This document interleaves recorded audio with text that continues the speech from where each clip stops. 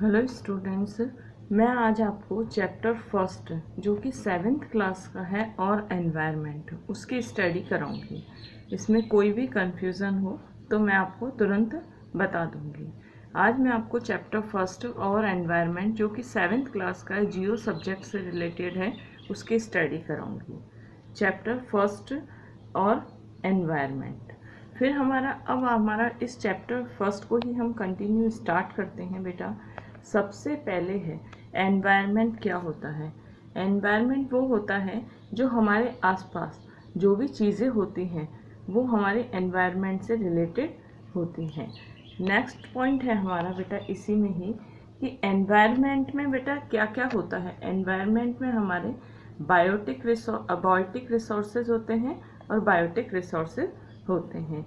हमारे एनवायरनमेंट में जो भी हमारे आसपास जो थिंग्स होती है, रिसोर्सेज होते हैं, कंपोनेंट्स होते हैं, उसे हम बायोटिक और अबायोटिक कहते हैं। फिर हमारा नेक्स्ट टॉपिक आ जाता है बेटा, यहाँ से स्टार्ट होता है हमारा नेक्स्ट टॉपिक कि बायोटिक रिसोर्सेज क्या होते हैं और अबायोटिक रिसोर्सेज क्या होते हैं, जो आप लास्ट ईयर की क्लास में पढ़ के आ चुके होंगे। Biotic environment consist of plants and minerals and human being. Biotic में वो आते हैं, बायोटिक में प्लांट्स आते हैं, एनिमल्स आते हैं और ह्यूमन बींग्स आते हैं। जबकि अबायोटिक एनवायरनमेंट में आते हैं बेटा कि जो भी जैसे रॉक है, ठीक है, रॉक, वाटर, मिनरल, लैंड, ये सारी चीज़ें अबायोटिक में आती हैं। फिर हमारा आ जाता है नेक्स्ट पॉइंट आ जाता है कि ज्योग्राफी। ज्योग्राफी में किस किस की स्टडी की जाती है। ज्योग्राफी में एज ए ह्यूमन बींग्स की स्टडी की जाती है और हमारे एनवायरनमेंट की स्टडी की जाती है। इन दोनों के बीच में जो इंटर रिलेशन होता है उसकी स्टडी की जाती है। ज्योग्राफी में ह्यूमन बींग्स और एनवायरनमेंट के बीच में जो इंटर रिलेशन होता है, मतलब एक दूसरे के साथ जो रिलेशन होता है, उसकी स्टडी की जाती है। अब हमारे बेटा नेचुरल एनवायरनमेंट है, उसको भी हम 3 पार्ट्स में डिवाइड करते हैं। उसके भी 3 कंपोनेंट्स होते हैं। सबसे पहले लैंड, जिसे लिथोस्फीयर भी कहते हैं। फिर है वाटर, जिसे हाइड्रोस्फीयर भी कहते हैं। और हमारा नेक्स्ट टॉपिक आ जाता है बेटा एटमॉस्फेयर। नेक्स्ट टॉपिक हमारा आता है एटमॉस्फेयर, जिसमें एयर वगैरह होती है, which are from the physical environment and plants and animals. और प्लांट्स और एनिमल्स भी आते हैं। अब हम सबसे पहले 1 बाय 1 इनका डिस्क्रिप्शन हम समझेंगे। सबसे पहले लिथोस्फीयर है बेटा, the hard outmost solid layer of the earth. Earth की जो सबसे ऊपर की जो सॉलिड लेयर होती है, जो स्टार्टिंग का जो सरफेस एरिया होता है, वो किससे बना हुआ होता है? मिनरल से बना हुआ होता है, और उसे ही हम क्या कहते हैं? क्रस्ट कहते हैं। फिर हमारा नेक्स्ट पॉइंट आ जाता है बेटा इसी में ही कि लैंडफॉर्म, माउंटेन्स और प्लेटो और प्लेन्स। अब बेटा जो लिथोस्फीयर है, जो भी हार्ड सरफेस एरिया, उसके एग्जाम्पल है लैंडफॉर्म्स, माउंटेन्स, प्लेट्यूज और प्लेन्स। एग्जाम्पल कौन कौन से हैं? लैंडफॉर्म्स, माउंटेन्स, प्लेट्यूज और प्लेन। ये हमारे लिथोस्फीयर के एग्जाम्पल हैं। अब हमारा आ जाता है हाइड्रोस्फीयर। हाइड्रोस्फीयर में हम पॉइंट पढ़ेंगे। सबसे पहले हाइड्रोस्फीयर में वाटर बॉडीज आती हैं।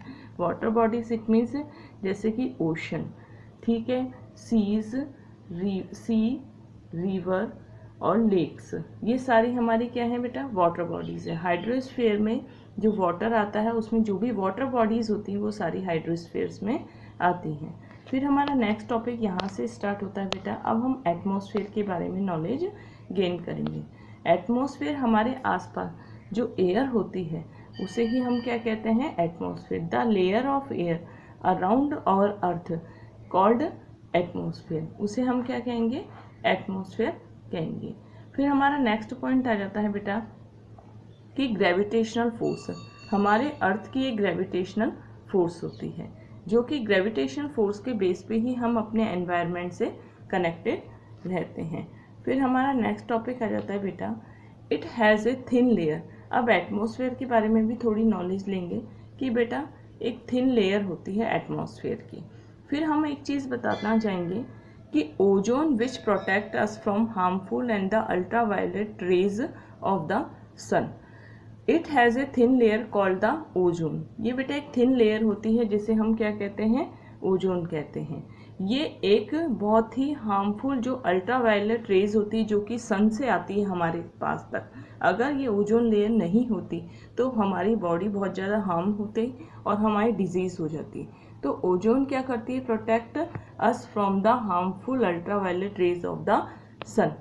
अब हमारा नेक्स्ट टॉपिक आ जाता है बेटा, इसी में ही हम चैप्टर 7 पढ़ रहे हैं और एनवायरनमेंट के बारे में स्टडी कर रहे हैं जो कि क्लास 7 का है, बायोस्फीयर। अब बेटा बायोस्फीयर में कौन कौन सी चीज़ें आती हैं।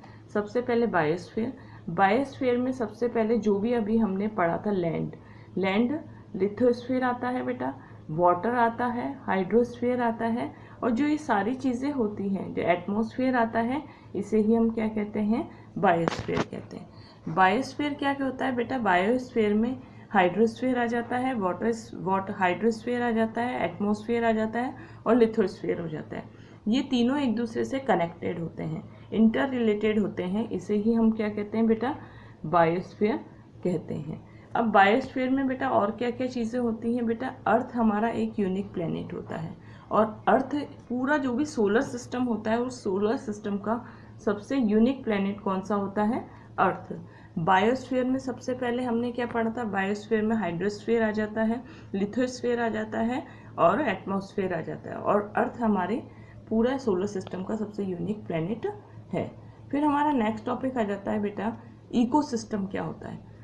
हम पढ़ेंगे बेटा इकोसिस्टम के बारे में कि इकोसिस्टम क्या होता है। सबसे पहले जो भी लिविंग थिंग्स होते हैं जो इंटर इंडिपेंडेंट होते हैं, यानी कि एक दूसरे पे डिपेंड होते हैं बायोस्फीयर में, हमारे जैसे प्लांट्स हैं, एनिमल्स हैं, एटमॉस्फेयर, हाइड्रोस्फीयर और जो भी है लिथोस्फीयर, ये सभी कनेक्टेड होते हैं एक दूसरे से, ठीक है। और इसे ही हम क्या कहते हैं बेटा, इकोसिस्टम कहते हैं।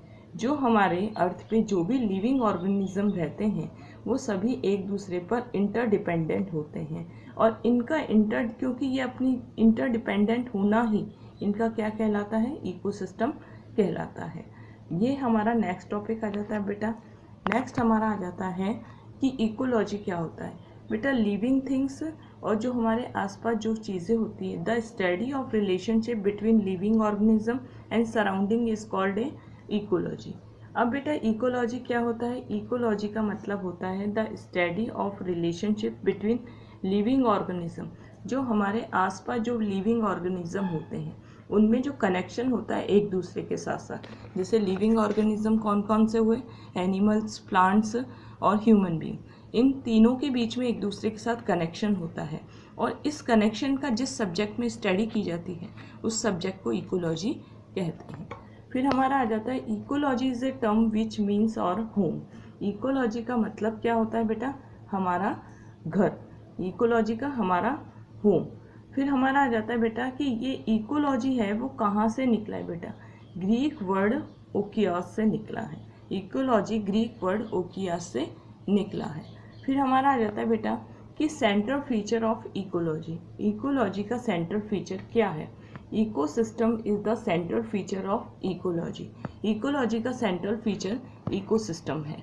इकोलॉजी का मतलब ही होता है कि जो ह्यूमन बींग्स वगैरह इंटरकनेक्टेड होते हैं, एक दूसरे के साथ जुड़े हुए होते हैं, और इनका जिस सब्जेक्ट में स्टडी की जाती है उसे हम क्या कहते हैं, इकोलॉजी कहते हैं। अब बेटा ह्यूमन एनवायरनमेंट, सबसे पहले हमारे एनवायरनमेंट का एक मोस्ट इम्पॉर्टेंट पार्ट होता है बेटा, ह्यूमन बींग होता है। फिर हमारा नेक्स्ट टॉपिक है बेटा, इसी के साथ हमारा ये लेसन यहाँ पे फिनिश होता है, और इस फिनिश लेसन के साथ मैं तुम्हें एक बार फिर रिमेंबर करा देती हूँ कि अभी हम लेसन फर्स्ट जो कि ज्योग्राफी से रिलेटेड है, क्लास 7 का है उसे, और उसका हेडिंग है बेटा रिसोर्सेज, ये हम स्टडी कर रहे थे। अब हम अपने नेक्स्ट वीडियो में ज्योग्राफी के ही लेसन फर्स्ट रिसोर्स एनवायरनमेंट का हम स्टडी करेंगे बेटा। और एनवायरनमेंट में हम लोग ये पढ़ा था हमने लिथोस्फीयर, हाइड्रोस्फीयर और एटमॉस्फेयर के बारे में, जो कि क्लास 7 से रिलेटेड है। Environment lesson class 7 lesson first geography.